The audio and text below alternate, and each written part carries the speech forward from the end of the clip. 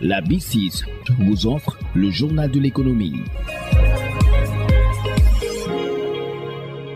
Bonjour et bienvenue. À Ziguinchor, la transformation des produits agricoles commence à être une réalité. C'est la conviction de Ibrahima Thiam, secrétaire d'État au développement des PME et PMI, qui révèle la mise en place d'un dispositif d'encadrement et d'accompagnement de l'État pour l'autosuffisance alimentaire. Ça va être une priorité pour l'État, retour à la terre et avoir l'autosuffisance alimentaire. Parce qu'on ne peut pas parler d'autosuffisance alimentaire sans avoir une bonne organisation à la base. À travers aussi les visites qu'on fait souvent avec les structures d'appui technique comme le bureau de la mise à niveau, nous voyons que la transformation des produits agricoles commence à être une réalité. Donc il y a beaucoup plus d'innovation, de qualité et d'évolution par rapport aux produits présentés. Maintenant, il reste pour avoir cet objectif, mieux encadrer, mieux accompagner également ceux qui évoluent dans le secteur agroalimentaire, les producteurs comme ce qu'on a vu ici à Djamat. Les PME occupent 90% au niveau local du tissu économique.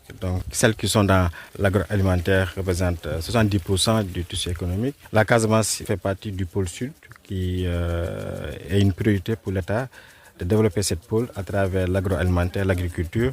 L'objectif et le rôle des PME, il est crucial et l'État va mettre en place un dispositif d'appui et d'encadrement et de renforcement des PME pour que l'autosuffisance alimentaire, tant attendue, soit une réalité d'ici l'horizon 2029, Inch'Allah. Les jeunes sont déjà impliqués, mais il manque de l'accompagnement et d'encadrement et de formation également. Dans les régions sud, 150 entreprises ont été accompagnées par le bureau de mise à niveau qui dresse un bilan satisfaisant du niveau d'accompagnement, même si des contraintes sont décelées. La directrice du bureau de mise à niveau, Fatou Dianaba.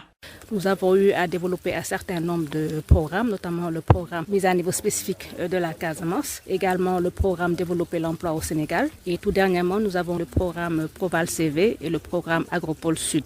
À date, nous sommes à peu près plus de 150 entreprises qui ont été accompagnées au total et dans des secteurs assez diversifiés. Globalement, ce qu'on peut dire, c'est que à travers les accompagnements donc de la mise à niveau, nous avons en tout cas essayé de relever le niveau de production économique et le niveau de valorisation des produits locaux et je pense que nous sommes en passe d'y arriver parce que les entreprises que nous avons visitées donc, nous ont montré leur réalisation et nous en sommes très satisfaits. Cette visite-là nous a permis également de pointer du doigt certaines réalités que les entreprises vivent et certaines contraintes qu'elles vivent. Je veux parler par exemple du secteur de la production d'anacarde où nous avons vu une entreprise qui s'active depuis plus d'une vingtaine d'années mais qui est confrontée à un problème de disponibilité de matières premières. Donc ce sont des problématiques qui sont là et pour lesquelles il faudrait que nous puissions trouver des solutions pour leur permettre d'avancer dans leur activité. Il y a également la contrainte, comme on le dit souvent, de l'accès au financement. Donc pour ça également, le bureau de mise à niveau essaie d'apporter donc sa contribution. Les propos d'Ibrahima Thiam, secrétaire d'État au développement des PME, PMI et de la directrice du bureau de mise à niveau, Fatou Dianaba, ont été recueillis par Ignace Ney. Le journal de l'économie, c'est fini. Merci